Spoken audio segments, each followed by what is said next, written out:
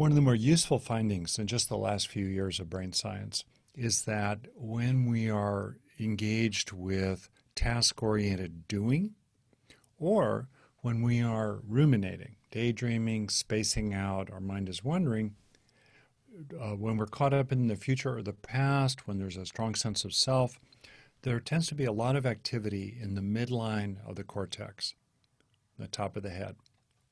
The frontal regions are involved with task-oriented doing. The rearward regions spreading to the side are more the default mode network, the simulator, the ruminator. And there's a place for the capabilities that these midline cortices afford us. It's been one of the two major broadly stated evolutionary developments in the brain over the last several million years. This capacity which we have that our closest primate relatives, chimpanzees and bonobos, do not have, to be able to really imagine multiple futures, or to really reflect on the past, or to have a lot of internal self-referential narratives, for better or worse, about ourselves and how things will be for us, or how they were for us, or how they might be for us in different settings. That's a radical evolutionary advancement.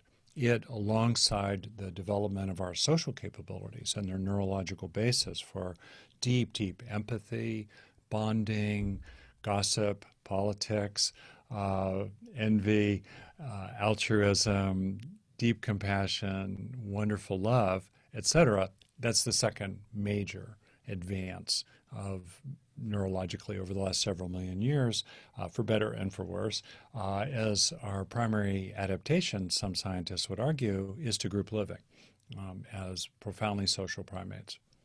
Okay, so we have this midline cortex. It's great, does a lot of good stuff for it, and it's the seat of so much of our suffering.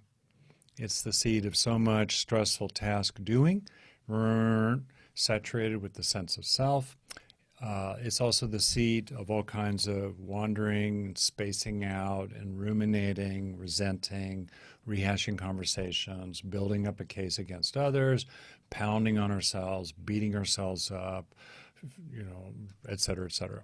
So, from a practical standpoint, if we want to suffer less, we want to get more regulation, in effect, over these midline processes, and be able to engage other parts of the brain. Very interestingly, when we drop into mindful presence, we tend to engage networks on the side of the brain, and activity in the midline decreases, both the frontal regions and the rearward regions. So being able to drop into mindfulness is good, and there are other things that support midline activation, which is primarily right-sided for people who are right-handed, and also for many left-handed people. The the lateral preferences of the brain are reversed for some left-handed people, but the principle is the same. So when we activate networks on the sides of the brain, especially the right side for right-handed people, when we do that activation, that's good for us, that's helpful for us being able to do it. One way to do that is by getting a sense of things as a whole. When we have a sense of things as a whole, we're no longer caught up in parts struggling with parts, which is the specialty of the midline.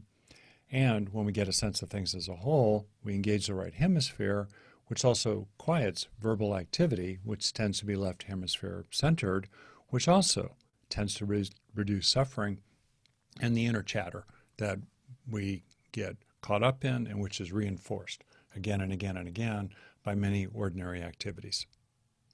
So that first suggestion, be aware of the feeling of breathing while feeling your chest as a whole. Brings us, number one, into sensation itself, which dials down verbal activity. Number two, when we tune into the internal sensations of the chest rising and falling, we engage a part of the brain called the insula. There are two insulae, one on either side of the temporal lobes, a very important part of the brain that's very engaged with interoception, tuning into ourselves, tuning into our gut feelings. And the insula is very engaged with empathy for the emotions of others. And research shows that as people literally build neural structure in their insula, based on training in their awareness of the internal sensations of their body, they become more empathic for the emotions of other people.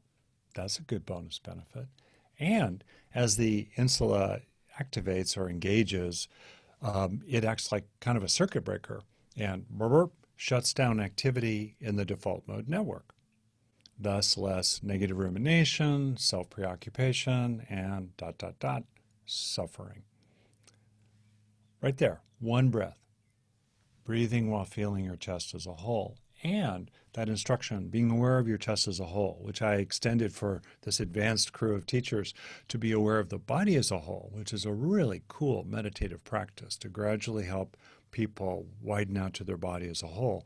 It's really powerful for many people because it's not airy-fairy. It's incredibly grounded.